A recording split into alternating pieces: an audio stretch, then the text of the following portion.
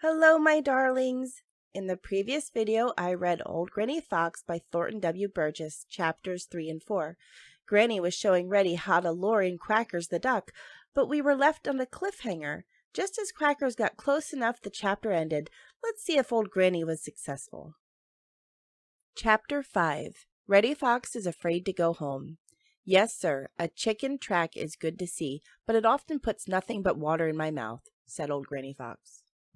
Reddy Fox thought of that saying many times as he hunted through the Green Forest that night, afraid to go home. You see, he had almost dined on Quacker the Duck over at the Big River that day, and then hadn't, and it was all his own fault. That is why he was afraid to go home. From his hiding place on the bank, he had watched Quacker swim in and in until he was almost to shore, where Old Granny Fox was whirling and rolling and tumbling about, as if she had entirely lost her senses. Indeed, Reddy had been quite sure that she had when she had begun. It wasn't until he saw that curiosity was drawing Quacker right in, so in that minute or two Granny would be able to catch him, that he understood that Granny was anything but crazy. She really was teaching him a new trick as well as trying to catch dinner.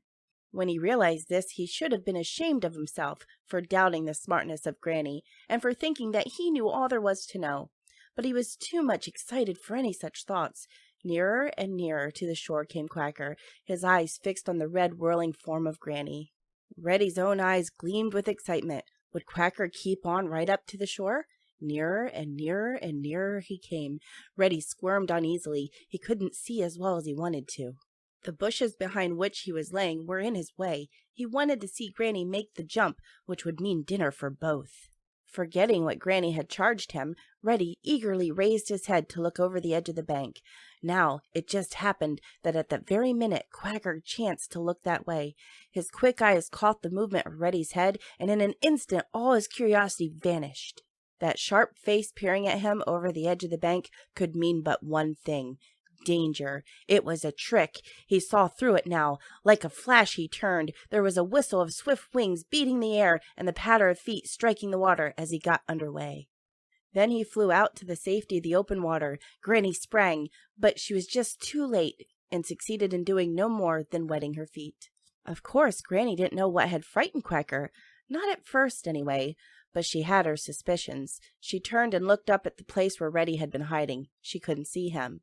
Then she bounced up the bank, and there was no Reddy there, but far away across the snow-covered green meadows was a red spot growing smaller and smaller. Reddy was running away. Then she knew. At first Granny was very angry. You know, it was a dreadful thing to be angry and to have a good dinner disappear just as it's almost within reach. "I'll teach that young scamp a lesson he won't soon forget when I get home," she muttered, as she watched him. Then she went back to the edge of the big river, where she found a dead fish, which had been washed ashore. It was a very good fish, and when she had eaten it, Granny felt better. "Anyway," thought she, "I have taught him a new trick, and one he isn't likely to forget. He knows that Granny still knows a few tricks, and he doesn't. The next time he won't feel so sure he knows it all. I guess it was worth while, even if I didn't catch Quacker. My, but he would have tasted good." Granny smacked her lips and started for home. But Reddy, with a guilty conscience, was afraid to go home, and so miserable and hungry, he hunted through the Green Forest all the long night, and wished that he had heeded what Old Granny Fox had told him. End of Chapter 5. Chapter 6. Old Granny Fox is caught napping. The wisest folks will make mistakes, but if they are truly wise, they will profit from them. Old Granny Fox. There is a saying among the little people of the Green Forest and the Green Meadows, which runs something like this: "You must your eyes wide open keep to catch Old Granny Fox asleep." Of course, this means that Old Granny Fox is so smart, so clever, so keenly on to watch at all times, that he must be very smart indeed who fools her to get ahead of her. Reddy Fox is smart, very smart, but Reddy isn't nearly as smart as Old Granny Fox. You see, he hasn't lived nearly as long, so of course there is so much knowledge of many things stored away in Granny's head, of which Reddy knows little. But once in a while, even the smartest people are caught napping. Yes, sir, that does happen. They will be careless sometimes. It's just so with Old Granny Fox. With all her smartness and cleverness and wisdom, she grew careless. And all the smartness and cleverness and wisdom in the world is useless if the possessor becomes careless. You see, old Granny Fox had become so used to thinking that she was smarter than anyone else, unless it was Old Man Coyote, that she actually believed that no one else was smart enough ever to surprise her. Yes, sir, she actually believed that. Now you know when a person reaches the point of thinking that no one else in all the great world is quite so smart, that person is like Peter Rabbit. When he made ready one winter day to jump out on the smooth ice of Smiling Pool, getting ready for fall, that was this way with old Granny Fox. Because she had lived near Farmer Brown so long and had been hunted so often by Farmer Brown's boy and by Bowser the Hound, she had got the idea in her head that no matter what she did, they would not be able to catch her. So at last she grew careless. Yes, sir, she grew careless. And that is something no fox or anybody else can afford to do. Now on the edge of the Green Forest was a warm, sunny knoll, which, as you know, is a sort of little hill. It overlooked the Green Meadows and was quite the most pleasant and comfortable place for a sun nap that ever was. At least, that's what old Granny Fox thought. She took sun naps there very often, and it was her favorite resting place. When Bowser the Hound had found her trail and had chased her until she was tired of running and had quite all the exercise she needed or wanted, she would play one of her clever tricks by which to make Bowser lose her tail. Then she would hurry straight to that knoll and rest and grin at her own smartness. It happened that she did this one day when there was fresh snow on the ground. Of course, every time she put a foot down, she left a print in the snow. And where she curled up in the sun, she had left a print of her body. They were very plain to see, were these prints, and Farmer Brown's boy saw them. He had been trampling through the Green Forest late in the afternoon, and just by chance happened to come across Granny's footprints. Just for fun he followed them, and so came to the sunny knoll. Granny had left some time before, but of course she couldn't take the print of her body with her.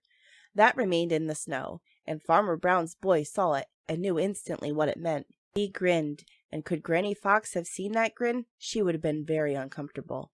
You see, he knew that he had found the place where Granny was in the habit of taking a sun nap. "So," said he, "this is the place where you rest, old Miss Fox, after running Bowser almost off of his feet. I think we will give you a surprise one of these days. Yes, indeed, I think we'll give you a surprise, and you have fooled us many times. Now it is our turn." The next day Farmer Brown's boy shouldered his terrible gun and sent Bowser the Hound to hunt for the trail of old Granny Fox. It wasn't long before Bowser's great voice told all the great world that he had found Granny's tracks. Farmer Brown's boy grinned just as he had done the day before. Then, with his terrible gun, he went over to the Green Forest and hid under some pine boughs right at the edge of the sunny knoll. He waited patiently for a long, long time. He heard Bowser's great voice growling more and more excited as he followed old Granny Fox. By and by, Bowser stopped baying and began to yelp impatiently. Farmer Brown's boy knew exactly what that meant. It meant that Granny had played one of her smart tricks, and Bowser had lost her trail. A few minutes later, out in the Green Forest came old Granny Fox, and she was grinning, for once more she had fooled Bowser the Hound, and now could take a nap in peace. Still grinning, she turned around 2 or 3 times to make herself comfortable, and then, with a sigh of contentment, curled up for a sun nap, and in a few moments was asleep. And just a little way off behind the pine boughs sat Farmer Brown's boy, holding his terrible gun and grinning. At last he had caught old Granny Fox napping.